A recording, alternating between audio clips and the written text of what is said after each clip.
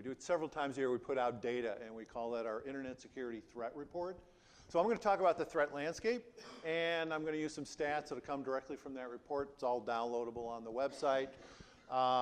And I said I'm going to talk about the future. I'll talk about that a little bit, okay? Just what some of the things I think we're going to see. But basically, I wanted to start out with like an interesting story. And I remembered when I first started out a long, long time ago, I used to go to customer meetings with our chief technology officer. And we'd sit there, be talking to the customer. At one point, guaranteed he was going to roll out this thing about, you know, in security, you don't have to be faster than the bear. You just have to be faster than the other guy, right? Right? And so, you know, and I heard this guy do it over and over and over. I got so sick of hearing that.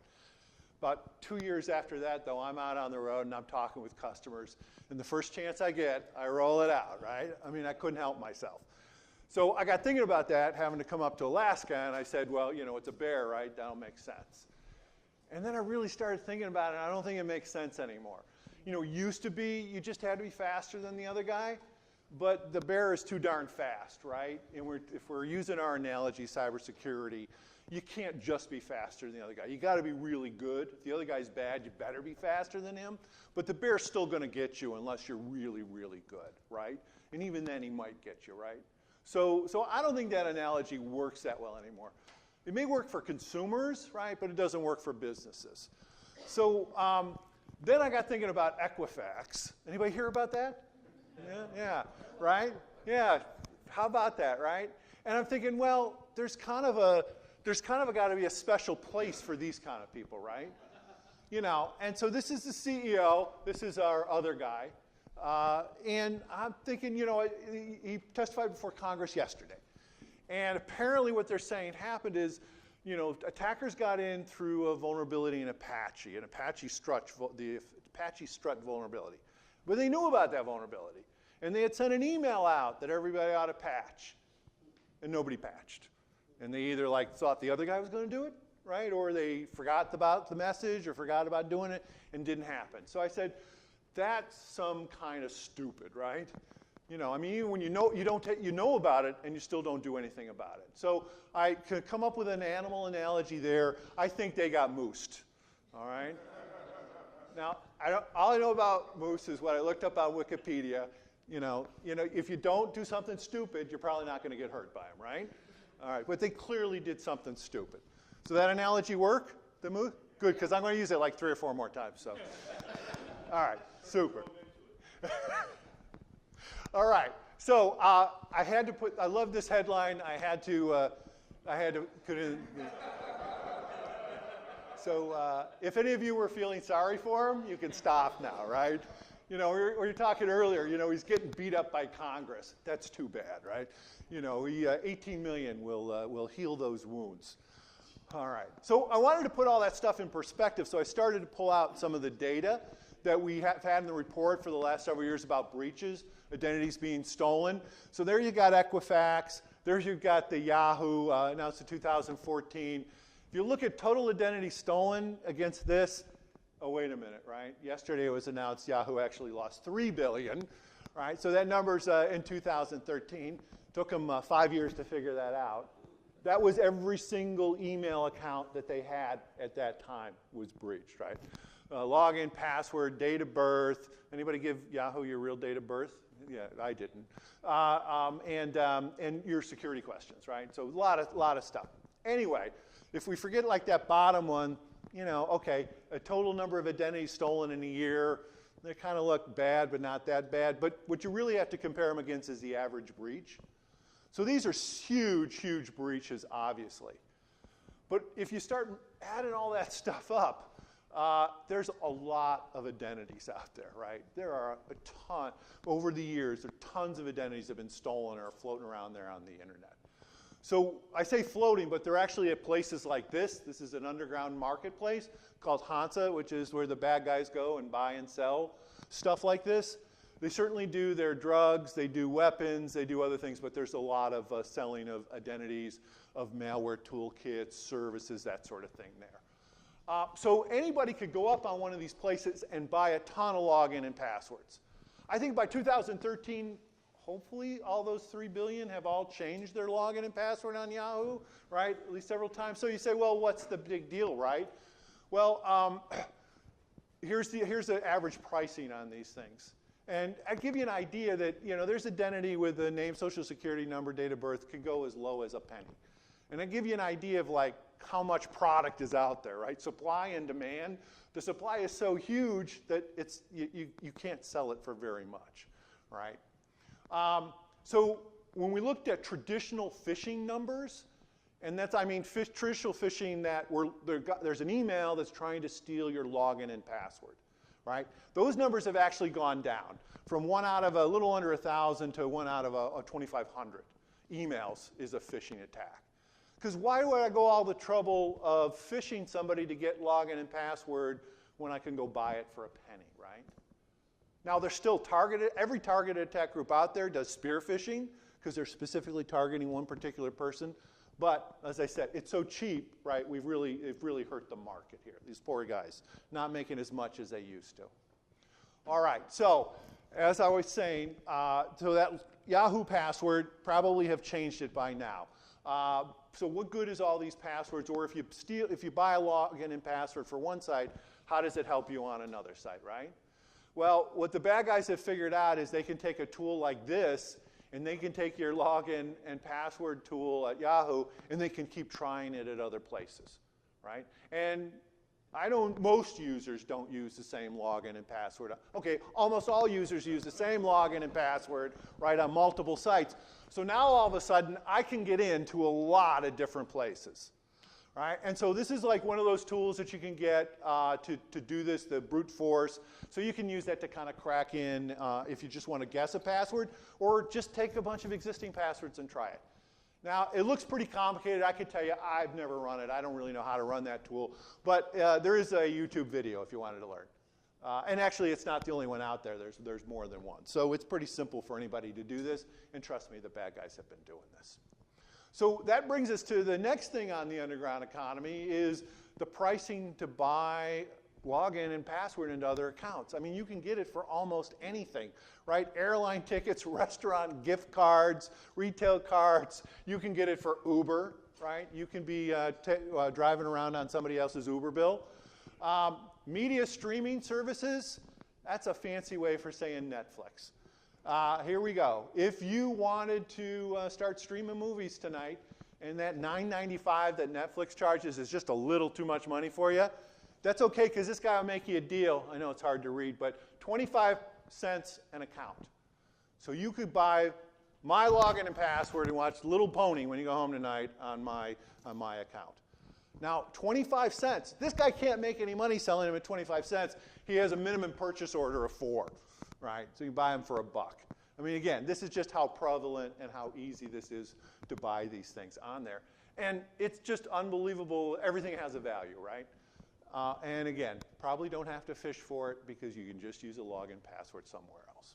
So takes us back to Hansa. This is an underground marketplace. It was probably the second largest one midsummer. Alpha Bay Market, number 1. You hear about that one in the papers. Cops took that down. So a lot of the people that worked at Alpha Bay or had accounts on Alpha Bay went here. What they didn't know at the time was that the Dutch police had actually taken over this site as well. And so the Dutch police let these people all go from Alpha Bay Market to here, and then they set up their accounts there, and then the Dutch police took them down. And I love this addition to the website they put on there. The police and judicial authorities of the Netherlands are active in the real world, but also in all corners of the internet. They're kind of sending a message, right? And I kind of like that. We trace people who are active in the dark markets. And in fact, here's all the people we've arrested. Here's the ones we've identified. So we're coming after you next. Oh, and we know about you too, right? So they really sent a powerful message, I think, which is a really good sign. If you've been around for maybe 10 years ago when we talked about law enforcement, it was between giggles, right? But now we're seeing stuff actually happen there. So that's a really good sign. How about these bad guys, right? They had to move to a lot of different marketplaces, so they probably had a lot of different login and passwords. They're way too smart to use the same login and password at different underground marketplaces, though, right? No, of course not. They did the same stupid thing we all do. This is a guy from Redux. My account was sieged by Dutch law enforcement. I think they came on through my silliness in using the same password on Hans Marketplace. So isn't that great, though, that the Dutch said, oh, well, we can do this, too. Let's go to all these underground marketplaces and try the login and passwords we have. And sure enough, they worked, and they shut these guys out of accounts. So maybe there's some of these guys they didn't arrest, but these guys didn't have any place to go because all their login and passwords they were shut out of all the different marketplaces. And they could start a new one, but now any reputation they had, any trust they had built with other people is all gone because they're starting under another alias. So I really love that.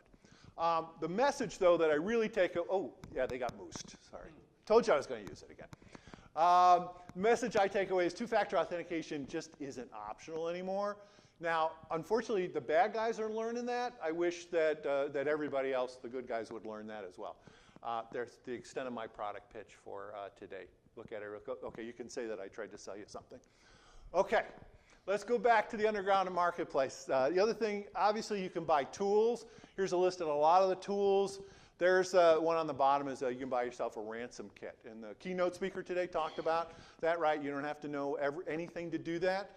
Here's actually an ad from Alpha Bay for one of these kits. They call themselves Genix Ransomware, Windows or Mac.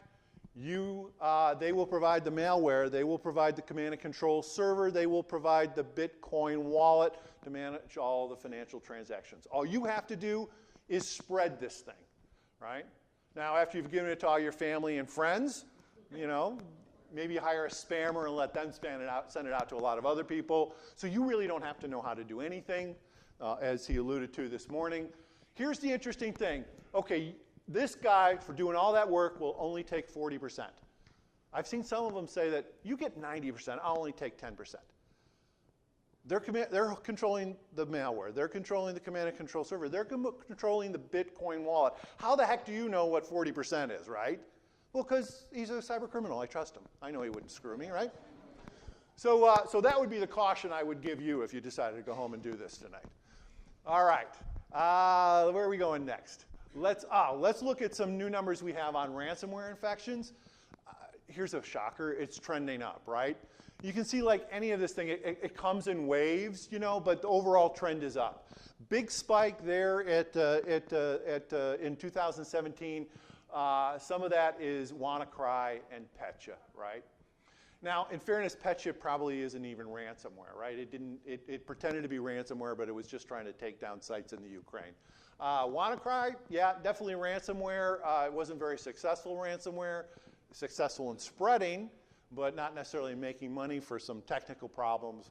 We'll get into that another time. Actually, I'll come back to worms, and WannaCry was a worm. We'll come back to that later. Let's look at some more numbers from ransomware. We've been tracking what the ransom they demand is, and I call this a list price, because this is the price that's listed in the screen that pops up when you get hit.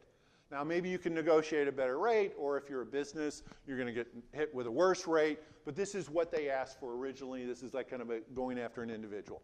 And you can see that all of a sudden in 2015 or into 2016, the average price took off. It looks like it's coming down. Here's a look at the average ransomware, or not the average, but the number of ransomware families that were created. So there are families and variants. A family is I write a new piece of malware, and then I tweak it, I make changes to avoid detection, or I add a feature. That's a variant. But the families pretty much mean somebody sat down and wrote a completely new piece of malware. So if you look what happened, pretty steady again, 2016 it took off.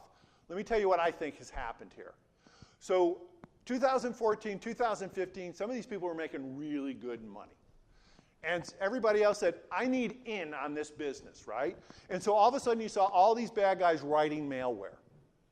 And you saw, since there were so many people in there, pricing was all over the place. We actually saw somebody asking for $28,000. They were asking an end user, a consumer, a home user, $28,000 to get their family photos back. I know my family photos are very valuable, but I don't have $28,000 to pay for them. We're actually watching this guy. Nobody paid him. The price was clearly too high. Undoubtedly, there were people asking $40 and $60. We know people will pay more than that. So they were all over the place. The market was unsettled. And then in 2017, it's begun to consolidate. There's less players in there. They're figuring out what the sweet spot for pricing is. And I think that's going to be around $500. This looks like where it is now. These things are, they follow economic models. Why the huge increase, though? 34% of people pay the ransom if they get infected. And this is a global number. 24 countries, we asked 1,000 people in each country, did you get infected with the ransomware? If you were infected, did you pay the ransom? 34% of them said they did. That's globally. Let's look at the US. Pretty shameful, right? So why wouldn't you be in this business if 34% of people that you approach are willing to buy your product? That's a pretty good product, right? I mean, if direct mail, you're a success in direct mail if 1% of the people who get your email respond to it, or I'm sorry, the letter in the mail, and respond to your offer. This is 34%. Of course, if somebody sends you something in the mail, they're not holding your files hostage. So it's a pretty good business. 64%, and then when you look at the country most attacked, kind of makes sense it's the United States, because if you wanted to get the best bang for the buck, they're the most willing to pay. But also, and if you look at most of these countries are first world countries, higher level of income, they have more money to pay for the ransom, right? So and there's a lot of computers connected to the internet in these countries, in fairness as well. So that makes them #1 targets. You see, though, other countries as #2. I mean, everybody is seeing this. They're seeing it in countries around the world, but first world's more than others. All right. I said, there's 100 different in 1 year. There's a lot of different families out there. They all do it the same. They get on your machine, they encrypt the files, they demand the ransom. After that, everything's kind of a little different. These guys actually, when they tell you about the payment, they give you 4 days. And so you got 4 days. If you don't pay in 4 days, we'll give you 3 more days. If you don't pay then, you'll never see your files again. This guy has a helpful countdown timer. You know to the second how long. And this guy uses a scary clown. He's going to scare you right into pain. Here's this, guys. They have the clean way of getting your files back. You just pay them the money, or you can do it the nasty way. Send the link below. Sorry, I've blocked that out. To other people. If 2 or more people install this file and pay, we will decrypt your files for you.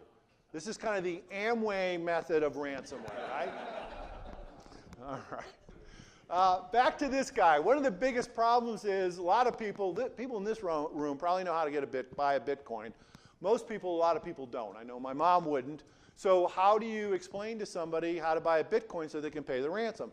Well, this guy, very friendly, says, go Google how to buy a Bitcoin. Figure it out, right? These guys, they have technical support. So you can instant message with them, an operator standing by who will talk you through the process of buying a Bitcoin. Give them a bit of a sob story. Maybe they'll give you a little bit more time, right? Think about how much money they must have been making. These guys got taken out of the business, but think of how much money they must have been making that they could have operators standing by, right? Here's one I love. A lot of people, or some of these guys, believe it or not, after you pay the ransom, won't unencrypt your files. Doesn't seem right, does it? Right? So, and the guys who are really good at this know that's really bad, because if you have a bad reputation, if people think they won't get their files back, they won't pay the ransom. So these guys came up with a solution.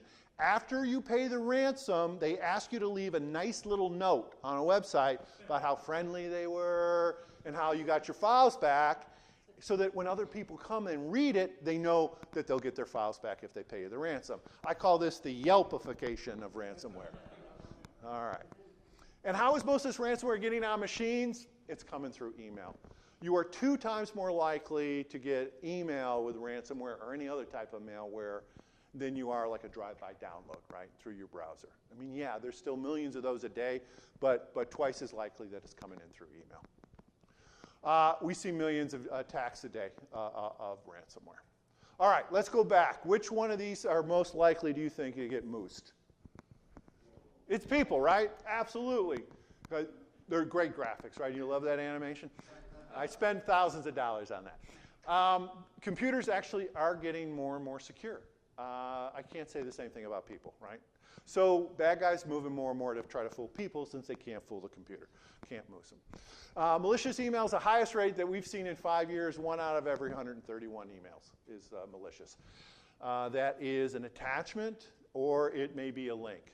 We're seeing links up to about, I think we're going to say about 15, 17% of email have a link to a website with malware on it. But mostly it's attachments because then you don't have to go to the trouble of setting up a website that has malware on it.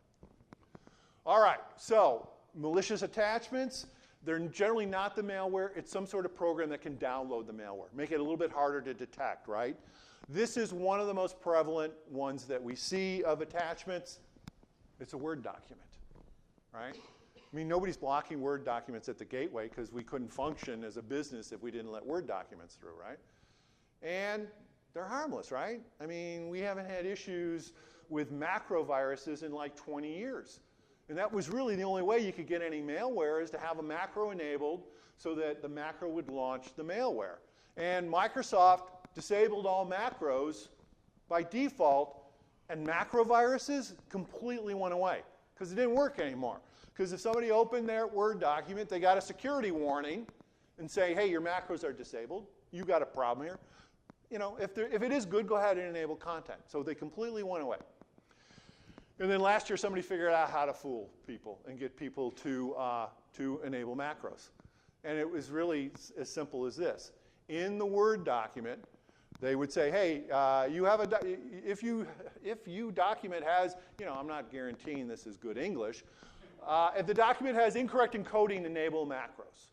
And then the rest of the text is just a bunch of gobbledygook. So the end user looks at that. They go, oh, yeah, I can't read that. It must be that enable macro problem. And they go right up there and they enable content and infect themselves. I mean, it's so simple. It's genius, right? And it took them years to figure this out. But once somebody did, all the other bad guys start using this. And now we're seeing lots of variations of this. This one is telling you, hey, you've got, you know, an earlier version of Microsoft Word. And so if you really want to be able to read this, you've got to enable the macros, right? Yeah. This is, hang on to that thought. This is my absolute favorite. Here you get the document and all the text is fuzzy. And the notice on the top says you have to enable content in order to read it. Because there is a macro that can sharpen all this content, which counteracts the macro that makes it all fuzzy, right? All right. Now why people think that this is fuzzy, but I can read this and that's normal, I have no idea. But they fall for it and they enable content and they infect themselves. It's as simple as that. Purchase order, yeah. Purchasing is actually one of the number one subject line in these types of emails. Anything around payment. You owe me money. You want to see what it is? Open this up. People tend to do that. Or something's come in from the scanner for you. And conveniently, we have emailed it to you. You want to take a look? My favorite is, you know, we couldn't deliver your email. If you want to see what the email was that I couldn't deliver, just open this up. Of course you open it up. All right. How am I doing on time? I'm doing pretty good. All right. So I'm going to come back to WannaCry just for a second. This is the WannaCry screen. This is a look at the WannaCry infections over a 2-day period. And you can see that, you know, in 2 days, we had over 300,000 businesses with countless numbers of machines behind their firewalls or whatever they had up to protect them that got infected and went all over the world. And this is a classic worm. And we haven't really seen these, with one exception, very much in the last several years. I said some future. We're going to see more of these in the future. Because if you're a bad guy and you look at this, you go, this was incredibly effective. Why am I not doing worms? Right? And so when there are the right vulnerabilities out, like the one that this used, then we'll see other people taking advantage of it and doing it. All right. And speaking of worms, this is a list of our top 10 detections from 2016. Let me point out a couple of those. All those that have names that don't make sense, those are actually heuristic or machine learning signatures. Our number one was heuristic.advanced machine learning, and number 5 is, I think, the same thing. So that's, we have machine learning capability in the products, and they're very, very successful at stopping malware. Here's the one down at the bottom, though. It's called w32.downandup.b. And that is what we call a threat called Conficker. Anybody remember that? Yeah, Conficker's from 2008. And it's still number 9 in terms of detections we're making. It means there's a lot of machines that are out there trying to infect other machines with Conficker, and we're stopping them. But it's from 2008, right? So started to look at this. If you remember, this is one of the first ones that actually got some broad coverage in the press. This is an article from 2009. A lot of this was, machines were getting infected, and it was going to wake up in April of 2009 and ask for directions from somebody, right? And the bad guy. And everybody was just after kind of Y2K, this was going to be kind of the next, we don't know what's going to happen. Could be horrible. The world could come to an end. A bunch of security companies, including Symantec, got together, and this thing would just open, I think it was like 250 different, each day there were 250 different URLs or domains that would check. And so we got a group together, and we kept buying the domain so the bad guy couldn't get the domain. So when it woke up, it didn't really have anybody to talk to but domains that we owed. So we kind of cut the head off. It never went anywhere. But there still clearly were a lot of machines that were infected. We estimated about 6.5 million were infected, which was a lot in that day. And this was an article that came out talking about Conficker infecting critical hospital equipment. And we'll talk about why in a minute. But this was interesting. I mean, this is kind of first time we were looking at stuff that we get plugged into when we go to the hospital, and there's viruses on it. It was kind of scary. And so scary, in fact, we had another article in 2010. So they discovered Conficker worm invaded UK hospitals, and it was in there. And then this one is from 2011, and a hospital in Georgia got shut down because of Conficker. 2012, computer viruses are rampant on medical devices in hospitals. 2016, and we're still hearing about Conficker used in new wave of hospital IoT device attacks. Why is this? Well, this is a worm, right? A worm self-propagates. It tries to attack other machines, and it got into hospital equipment, which in 2008 was most likely running Windows XP. And it didn't have any patches installed because you don't patch medical equipment because you might introduce a bug on something that somebody's hooked up to that their life depends on, and you don't run security software on it either. And I'm not arguing that you should. I'm just saying it's a situation. So these things were ripe to get infected. Somehow they were being connected to the network, or if they weren't, people were walking around. The technician who serviced them would plug a USB key in, which was infected, and would hop right on it. So now they're all infected, but nothing's really being done to solve the problem, right? And the good news is that the botnet itself is dead. They're not causing any harm, but all those infected systems are out there trying to infect other systems. Now, a lot of the numbers I showed you earlier, the 9th most, there's a lot of pirated versions of Windows XP out there, right, that are still trying to attack. But clearly there's a lot of IoT devices or medical equipment which never got patched, never got cleaned out, and they're still out there trying to run around and infect other devices. And that's why we keep hearing this story. So I was thinking about that when I started thinking about specifically about IoT, because we have changed. We're not using Windows XP anymore for the most part. Most are using Linux. But most of them are still out there with any patches installed and without any security software on them, right? So, and once they get infected, they'll start trying to infect other systems. It's actually kind of worse than that. The other thing is a lot of these devices are owned by end users, right? And end users don't change default passwords. We did that end user survey about the people in the ransomware. We also asked them if they changed the password on their router. 37% said they did not change the default password. They didn't change it for their router. What do you think they did for that smart television or any of those other devices they have in there, right? The DVR. They're not changing it. So it used to be these guys who are trying to get on these devices would look for vulnerabilities. Some of them still do, but most of them just do brute password. And I don't think brute is a great description when all you have to do is try the root or admin to get on, right? Admin, you're going to get on most of these things. So we put a honeypot out on the network at the beginning of 2016, and what we discovered was our IoT device in this honeypot was attacked within 2 minutes of being put on the internet. All right. It wasn't just one device. We're actually measuring how many different devices we're attacking as well. Beginning of the year, 5 an hour, almost double that by the end of the year. So the number of devices that were already infected and out infecting other people almost doubled through the course of 2016. So, the definition of a growing problem, right, is this. So which is more likely to get moosed, a person or an IoT device? I kind of gave you the answer, right? But you wanted to see the great animation. It was IoT devices. Because I do believe we can train end users and we can make them smarter. They'll never be perfect, but we can make them better. But these IoT devices I'm a little worried about. There's actually, the Congress is actually, U.S. Congress is working on a minimum set of standards for IoT devices, security. Some of the commerce groups are arguing against it because they're, well, I won't editorialize. EU's trying to make some arguments about it as well, and they're trying to make a standard as well. So these things are in the works. We may get there. Someday, IoT devices may be as secure as a PC. How comfortable does that make you? All right, say we do it, though, and we get there. How many are already going to be out in the world that aren't secure? In 2015, there was always 13 billion of these devices already installed. 2020, Gartner's estimating 38, almost 40 billion of these devices. And they'll be out there, and they'll be infected, and they'll be kicking around for a long time until they get removed, right? Until they replace them with something else. So we're going to see a lot of worms moving around of these devices. So here's my last future. You remember this earlier article.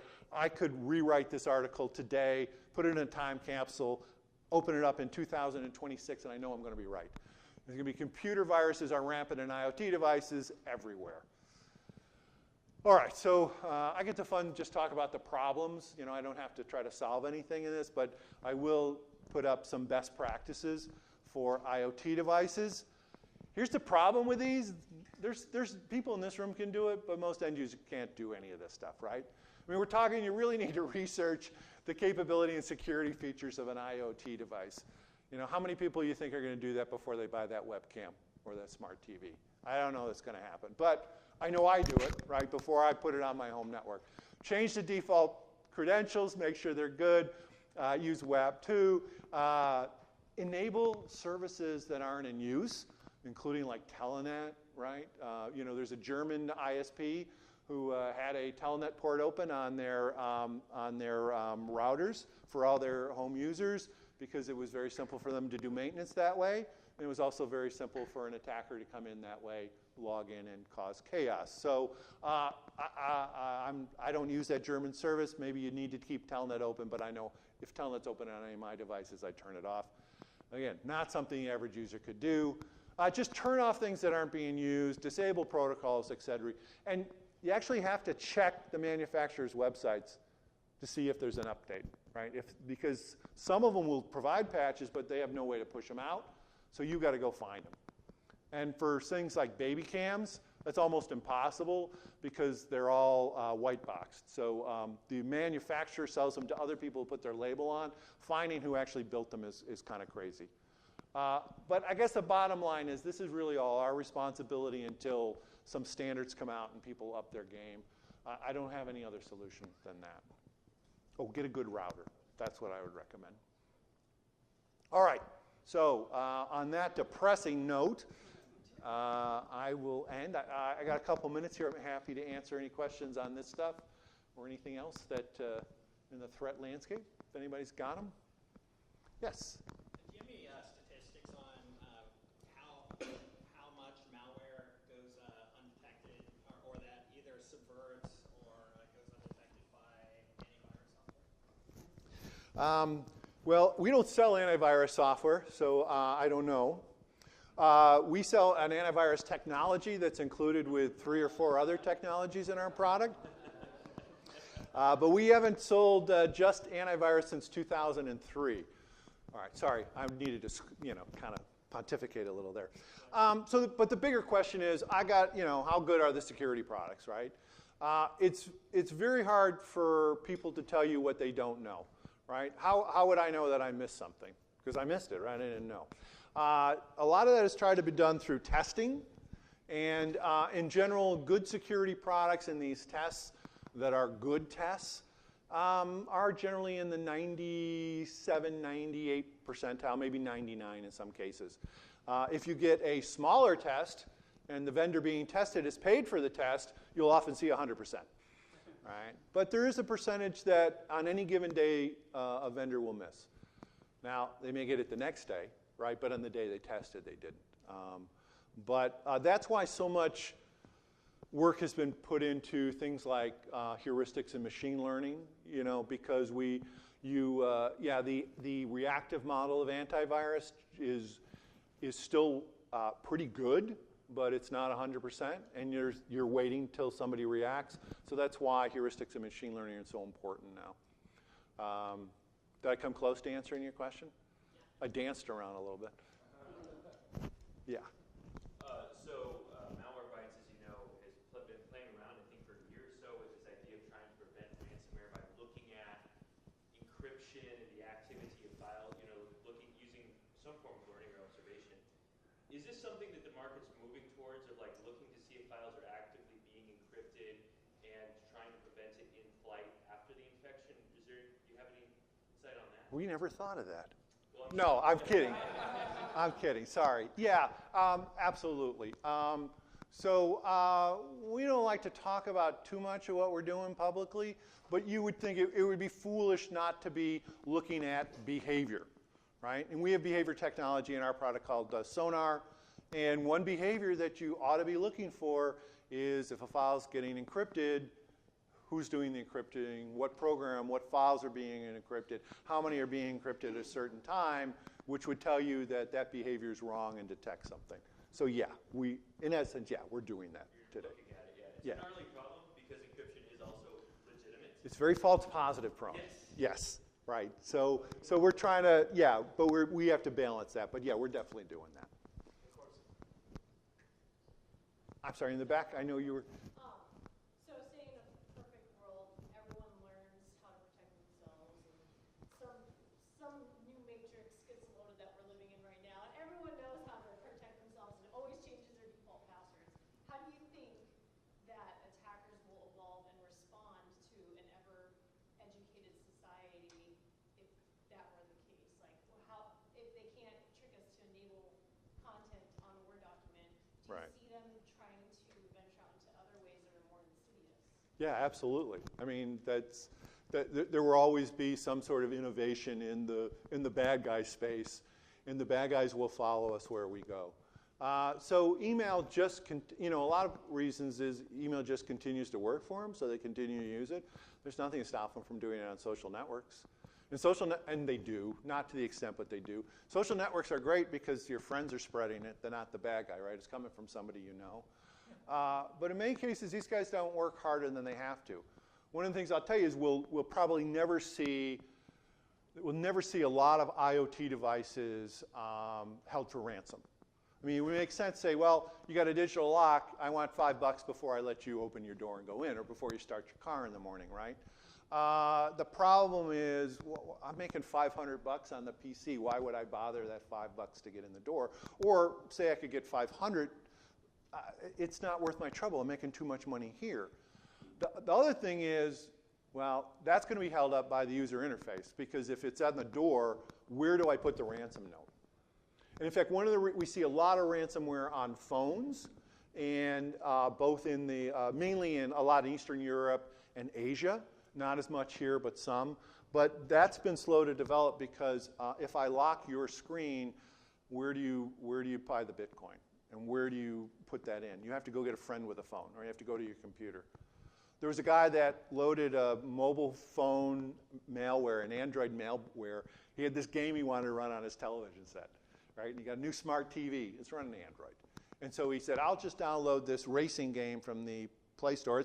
It's built for a cell phone, but let me see if it works on my TV. It did work. It was ransomware, and a big ransomware note comes up there. It's in Russian, so it wasn't really directed at him. He was in the US, and he was stuck. But how would he pay the ransom through the television, right? He'd have to go find another device, maybe his PC. It doesn't work. And that 34%, if that shrinks down to 5%, they're going, why am I bothering with this device when I can make so much more on something else? So often that will dictate what happens in the future as well. I think IoT botnets are mainly being used for DDoS attacks. Are they being used for any other nefarious means? Yeah, you're right. Most of them is DDoS. It's like, why, again, it's the lowest common denominator, the lowest hanging fruit. Why bother with a PC? This is so much easier. No, I think, well, we have seen some Bitcoin mining. Like, why should I buy this big expensive server to mine Bitcoin when I can get thousands of routers? Processing power is not very large, but if I get lots of them, and I'm not even paying for the electricity, right? Yeah, absolutely. So we have seen some of that. The other thing we think is going to happen with the routers, we've seen some of it, we'll probably see more, is if I get on your router, I can, of course, direct wherever you browse to. So you want to go to your bank, I'll take you to my bank. But it's also a great platform for adware as well, because you can serve the ad up through the router.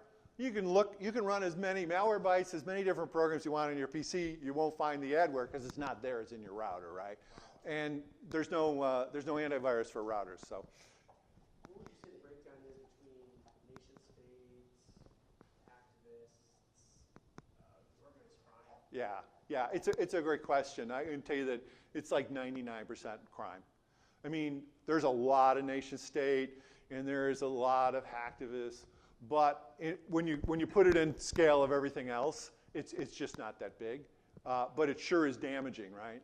And if you look at some of the consequences, like the Petya one, which was pretending to be ransomware, I mean, it took power plants offline because all their computers went down.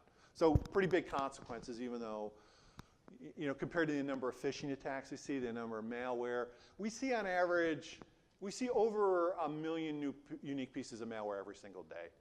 So, I mean, the numbers are just huge. And it's mainly automation, right? It's not a million guys sat down and each wrote a new piece of malware. They wrote something, automated it to make it look a little bit different every time to escape detection. So.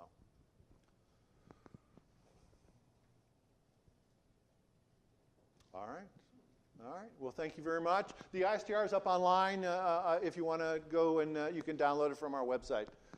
Thanks very much for coming. I appreciate you all being here.